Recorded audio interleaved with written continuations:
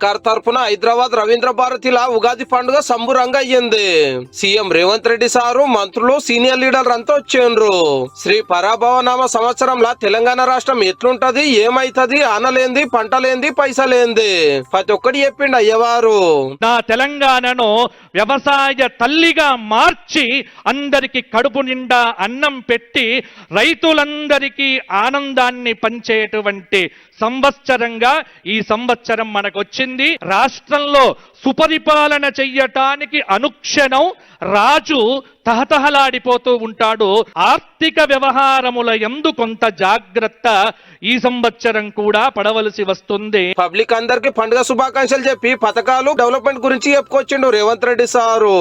రేపు 22వ తారీఖు నుంచి మళ్ళీ రైతు భరోసా కార్యక్రమాన్ని మా ఆర్థిక మంత్రి బట్టి విక్రమార్క గారు ప్రారంభించబోతున్నారు. ప్రభుత్వము ఎల్లవేళలా అప్రమత్తంగా ఉంటుంది.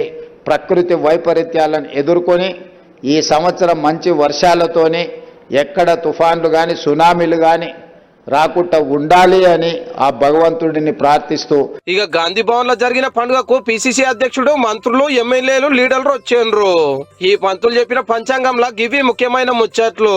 ఈ సంవత్సరం పేరే పరాభవనామ సంవత్సరం. అంటే ఎంతసేపటికి కూడా అవతల వారిని దేశించడమో దూషించడమే ఉంటుంది ఈ సంవత్సరం అంతా. మనకు కూడా కొన్ని ఇబ్బందులు ఎదురవుతూ ఉంటాయి. మంత్రి కుజుడైనందువల్ల ప్రపంచమంతటా కూడా యుద్ధ వాతావరణం ఉంటుంది. ఈసారి మహేష్ కుమార్ గౌడ్ గారు నూతన పదవిని అలంకరించబోతున్నారు. బీఆర్ఎస్ ఆఫీస్ లో రామన్న, గులాబీ లీడర్లు ఉగాది పండుగ చేస్తే పంతులు గారి పలుకులు గివి.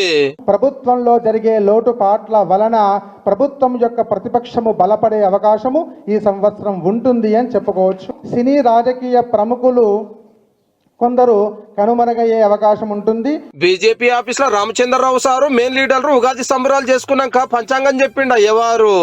ఈ సంవత్సరం బంగారం బియ్యం మండలంలో ఆకాశంలో నాట్యం చేస్తుంది.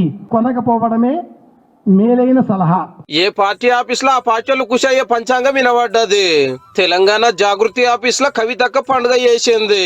జరిగే పరాభవం మనకు చేయకపోయినా అయిపోయింది. మనం ఇప్పుడు వచ్చేటి అన్ని మనకు ఆ విజయీ భవ కవిత మన ముఖ్యమంత్రిగా చూసే మనం అయిపోయింది. జిల్లాలలో సెంటర్ మంత్రులు, స్టేట్ మంత్రులు, ఎమ్మెల్యేలు, ఎంపీలు సంబురంగా ఉగాది చేసిండ్రు. ఇక గుల్లకాడ పెద్ద పూజలు, పంచాంగ శ్రావణాలు జరిగినాయి. భక్తులంతా ఎవల రాశిని బట్టి ఆ లాందాని, ఖర్చు, గౌరవ మర్యాదలు, తిట్లు, అవమానాలు తెలుసుకున్నారు.